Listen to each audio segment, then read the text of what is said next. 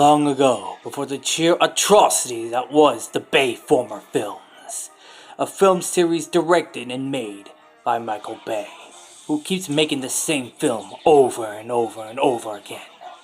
Let us turn back to the 80s, where we knew how to be clever and charming.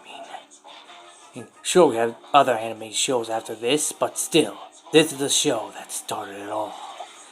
A show made for everyone, the hardcore fans alike. Sure, it was main focus was to sell toys, but still, it knew what it was doing. And unlike the Bayformer films, it was clever. Again. And one critic is about to give his say on the pilot of this animated show. And his name is Casey. And he is awesome.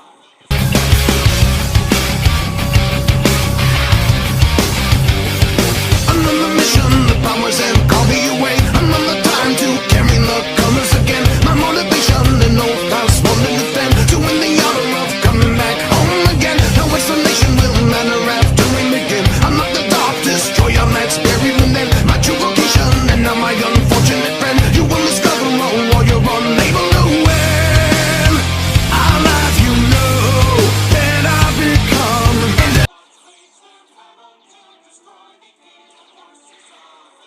Greetings, humans of Earth. I am KC, and welcome to Awesome Studios, where I review kids' movies and kids' shows.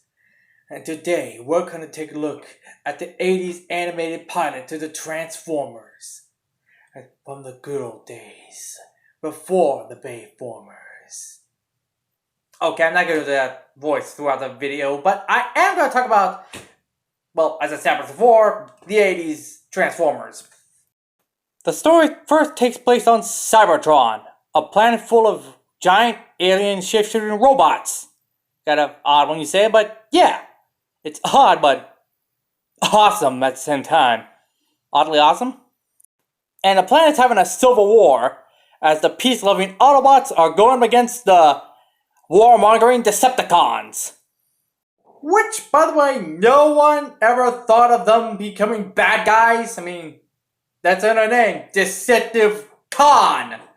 Decepticons. Hello? But anyways. Thanks to the war, the Autobots were running low of energon, which fuels their ships and their weapons. So they decided to ship off to Earth because, well, they think that's where to find more energon at. The Decepticons also decided to follow the Autobots and destroy them, while gathering more energons for themselves. So they could, you know what it is. And I will rule the world!